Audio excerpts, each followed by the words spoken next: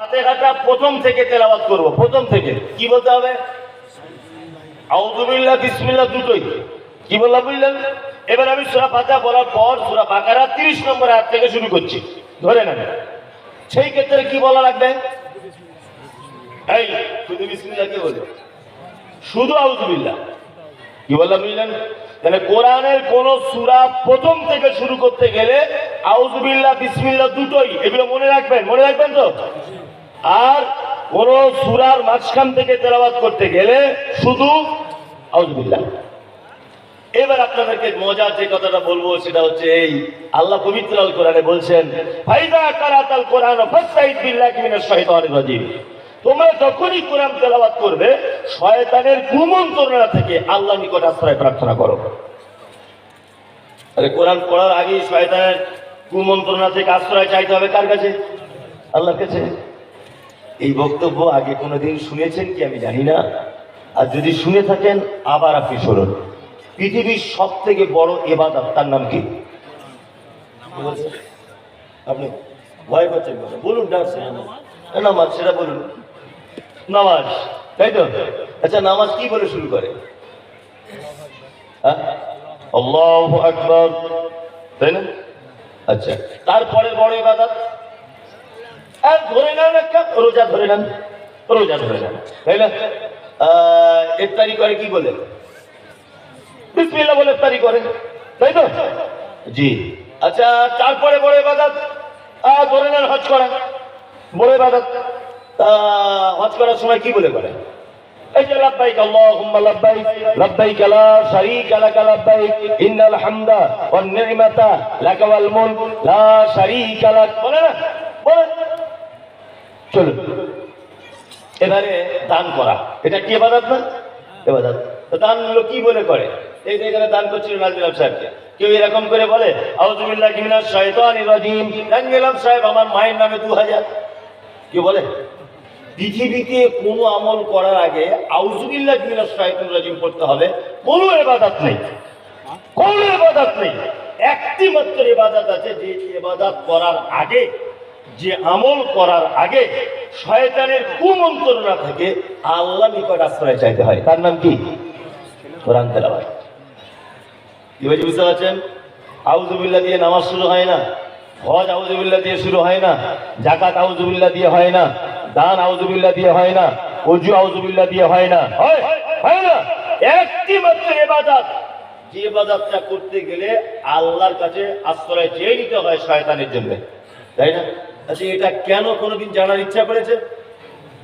কারো ইচ্ছাও করেনি। আর যদি আমি বলে দিই তাহলে শোনার ইচ্ছা আছে তো? বলে দিই কেন আউযু বিল্লাহ আপনি পড়বেন।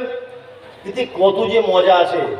আদম আলাইহিস সালামকে আল্লাহ তাআলা তৈরি করলেন, আদম তৈরি করলেন, যে জান্নাতের ভিতরে রাখলেন। বিস্তারিত ঘটনা কেটে কেটে বলছি। জান্নাতের ভিতরে রাখার পরে আদম আলাইহিস সালাম জান্নাতে উসপিস করছে, মানে ভালো লাগছে। ইন্নাল্লাহ আলিমুম বিযাতিস সুদূর, আল্লাহ অন্তরের কথা জানে, জানে না? জানে। আল্লাহ বুঝতে পারছে আদমকে ভালো লাগছে না, কারণ জান্নাতের মতো জায়গাতে কারো খারাপ লাগে? আদম উসপিস করছে কেন? আল্লাহ বুঝতে পারছে একটা বউ দরকার, এর সুন্দর একটা বউ লাগবে। ওর হাড্ডি থেকে তৈরি করলেন ওর স্ত্রীকে, তাই না? আর স্ত্রীকে তৈরি করার পরে বা জান্নাতের ভিতরে রেখেছেন আল্লাহ। জান্নাতের ভিতরে রাখার পরে সঙ্গে আছে কে? ইবলিস। তার আগেও ইবলিস হয়ে গেছে। আবা ওয়াস্তাকবারা ওয়া কানা মিনাল কাফিরিন। ও আল্লাহ আদমকে সিজদা করেনি, অস্বীকার করেছে, ও অস্বীকারীদের অন্তর্ভুক্ত হয়েছে। কি বললাম বুঝলেন? আগে থেকে ইবলিসও জান্নাতে আছে, হাওয়া আছে, আদম আছে। আল্লাহ তাআলা বলছে আদম আর হাওয়াকে, তোমরা দুজন জান্নাতে যা ইচ্ছা তাই করো, তবে এই ফল তোমরা গাছের খাবে না, আর এই গাছের সাইডে যাবে না। আদম আর হাওয়াকে মানা করলেন। শয়তানের কাজ তো শয়তানি করা, শয়তানি করে না, শয়তানি করা। ও তখন বলছে হাওয়া আর আদমকে, ফল খা, খুব মিষ্টি খা, একটুখানি আসলে তোরা বেশি খেয়ে নিবি মনে হয়, জন্য মানা করেছে। খা না, হালকা করে না, সমস্যা নেই। শয়তানের যা কাজ, শয়তানের কথা শুনে আদম হাওয়া দুজন ফল খেয়ে নিয়েছে। আল্লাহ বলছে চল ভাই, বার হয়ে থেকে জান্নাত থেকে বার কর। ফল খাবার কারণে জান্নাত থেকে বার করে দিল। কোন ফল খেয়েছিলেন? এটা একদম জ্বলন্ত মিথ্যা কথা না, তাই তো বললে হবে না। যে আমি এড়ে গরুকে বকুন গরু বলে দিচ্ছি না?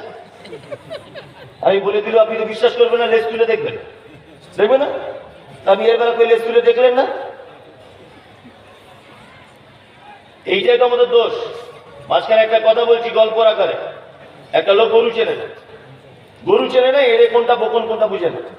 আমেরিকা থাকতো লোকটা, তা লোকটা বাড়ি এসছে, তার গাই গরুর দুধ পান করতে খুব ইচ্ছা হচ্ছে।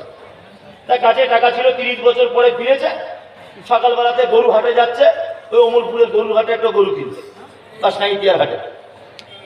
এখন ওর একটা বন্ধুর সাথে দেখা হয়েছে। বন্ধু তখন বলছে, যাচ্ছ কোথায় বন্ধু? 30 বছর পরে গায়ে ফিরেছো? বুঝে আর বলো না, আমেরিকায় তো গরুর দুধ ভালো পাইনি, একটা দুধ পান করবো বলে দিশি গরু গাই কিনতে যাচ্ছে। তখন বলছে, বন্ধু তুমি গরু চেনো তো? বলছে, চিনি না। বলছে, তাহলে লেজ তুলে দেখিস, লেজ তুলে দেখিস কি গরু কিনছিস। ও এখন সাঁইতের হাটে গিয়ে দেখছে একটা এড়ে গরু, নাদুস নুদুস চেহারা। এখন এড়ে গরুর মালিককে গিয়ে বলছে, ভাই গরুর দুধ দেয় কত? মালিক ভাবছে, সারা পাঁঠার বেটা, পাঁঠা আজ হাটে ঢুকেছে।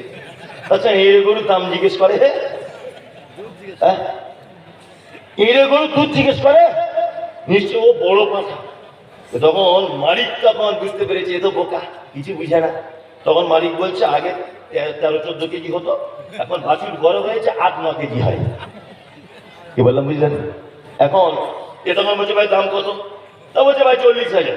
এ শিক্ষিত লোক, দামি লোক, এ তখন দাম টাম করতে পারছে না, বলছে, ভাই 500 টাকা কম দেন।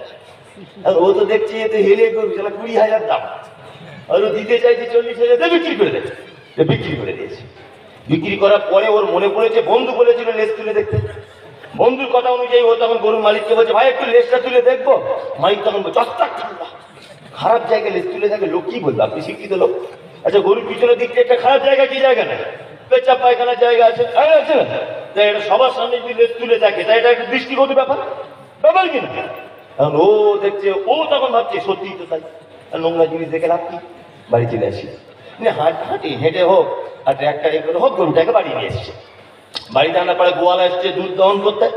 গোয়াল এসে বলছে, আরে ফরিদ ভাই গরু কোথায়? বলছে, গোয়াল ঘরে। গোয়াল ঘরে দরজা খুলে তলা নিচের দিকে গরুটা তাকিয়ে দেখছে, ওরে বাবা, এ তো গাই গরু নয়, বলদ গরু। তা ভাই তুমি এত বোকা লোক, শিক্ষিত হয়ে এত বোকামি কাজ করে, লেজ তুলে দেখো নি?